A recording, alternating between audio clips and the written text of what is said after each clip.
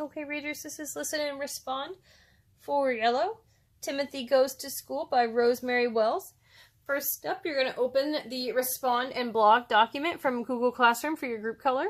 You're going to go to the first question, Preview. Readers always collect clues before they get started reading. You're going to look at the front and the back covers of the book and then fill in the chart. What do you think this book is going to be about, and why do you think this? So you're going to look at the front, you're going to look at the title, look at the picture. What do you think this book is going to be about? And you're going to turn it over. Maybe you read the back of the book and find out a little bit about that. If you read the back and you find out what it's going to be about, then you would type that in as your thing. And why do you think this? Because I read the back cover. So that would be what you put as your why. So go ahead and fill that out. You need 3 things that you think this book is going to be about before you listen to the story. So go ahead and do that. Once you finish, you can go ahead and start listening. Okay, Timothy Goes to School.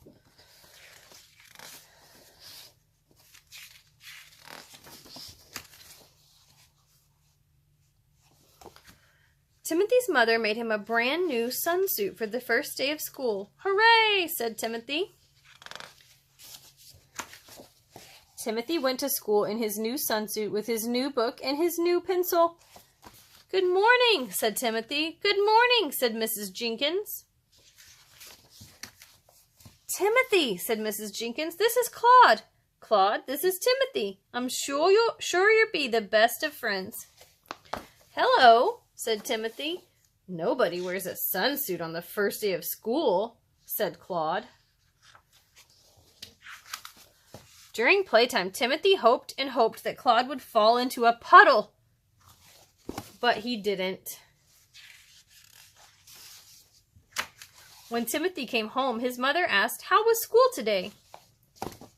Nobody wears a sunsuit on the first day of school, said Timothy. I will make you a beautiful new jacket, said Timothy's mother. So readers, I'm going to pause right here. We're going to go back into our Respond and Blog document. You're going to go down to the part that says characters and setting.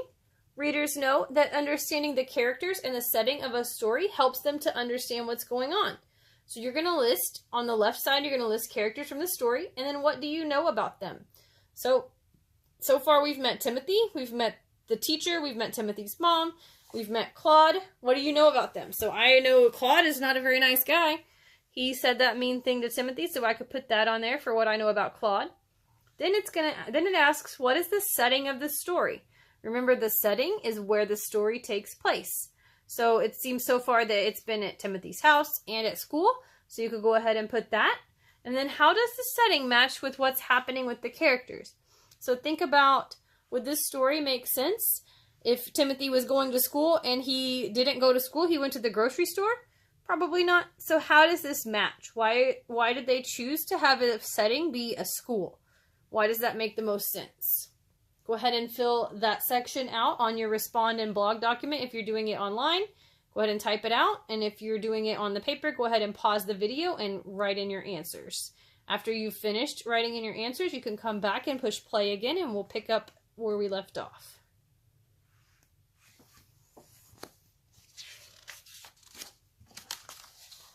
Timothy wore his new jacket the next day.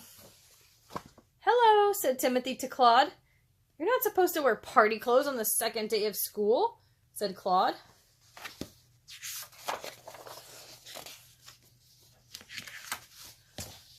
All day, Timothy wanted and wanted Claude to make a mistake. But he didn't.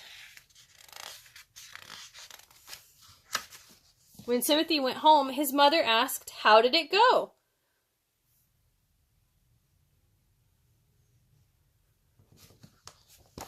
You're not supposed to wear party clothes on the second day of school, said Timothy. Don't worry, said Timothy's mother. Tomorrow you just wear something in between, like everyone else. So readers, I'm going to pause here. I want you to go back to your Respond and Blog document. Go down to the part that says, make a prediction. Readers always guess what might happen next. What do you think might happen next, and why do you think this?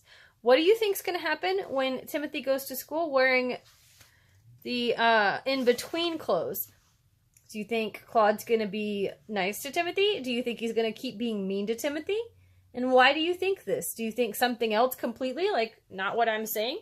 Go ahead and type out your answer or write out your answer for the make a prediction. What's going to happen when Timothy goes to school in his in the middle clothes? And why do you think that? Come up with 3 things, fill in all of those blanks. When you get finished, you can come back to the story and we'll see if you were right.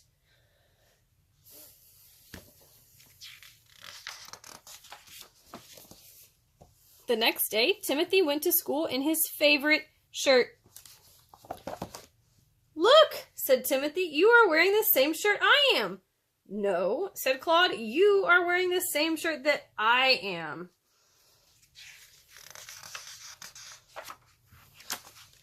During lunch, Timothy wished and wished that Claude would have to eat all alone. But he didn't. After school, Timothy's mother could not find Timothy. "Where are you?" she called. "I'm never going back to school," said Timothy. "Why not?" called his mother.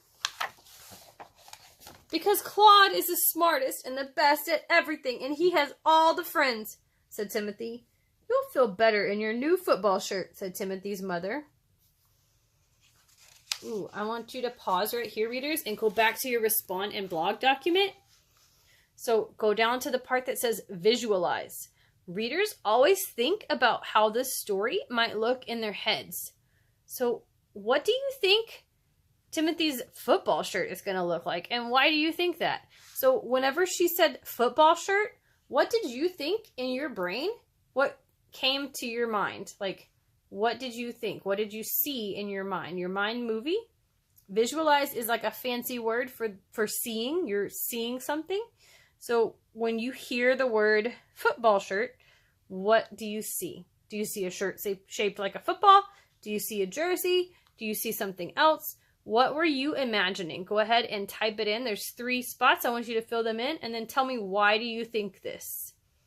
After you finish that, you can jump back into the story and I'll finish up.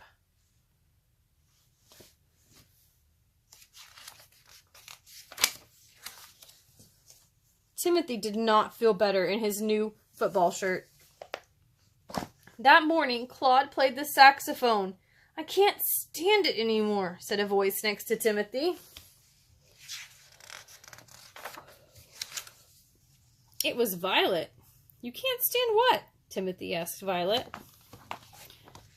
"Grace," said Violet. "She sings, she dances, she counts up to 1,000, and she sits next to me."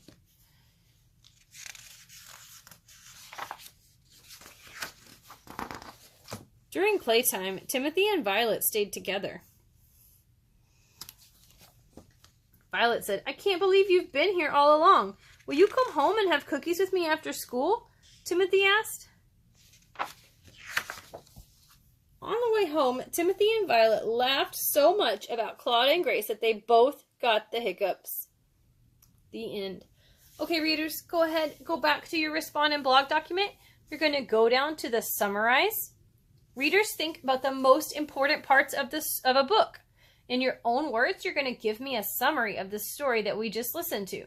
So I already put some sentence starters down for you. You're just going to fill in the blanks. So the starters I have, the story blank talks about blank, in the beginning of the story blank, in the middle of the story blank, and in the end of the story blank. So you're going to fill in those blanks. The story, Timothy Goes to School, talks about Timothy. In the beginning of the story, what happens to Timothy in the beginning? In the middle of the story, what happens to Timothy in the middle? And in the end of the story, what happens to Timothy in the end? So usually the beginning is kind of setting it up, introducing everybody. The middle is usually some sort of a problem that's happening in the story. And the end is usually when the problem gets solved or fixed. So go ahead and fill in those blanks. After you do that, you're going to go down to the next part. And there's 2 options here.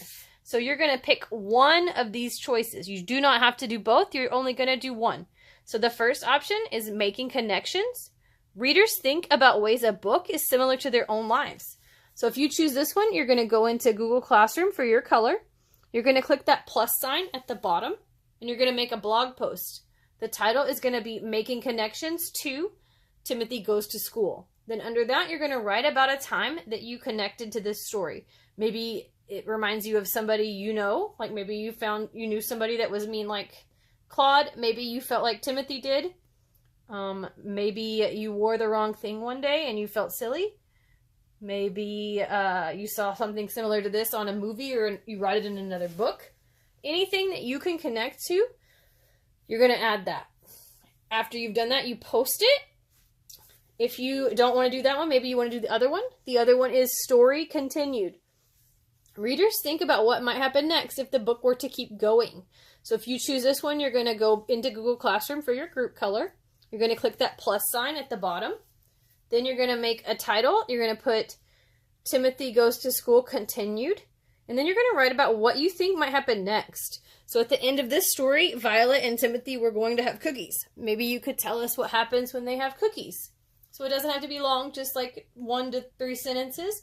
After you've got that done, you're going to click post. So you pick one or the other. You do not have to do both. Once you've done one, then you're going to come here and you're going to click turn in.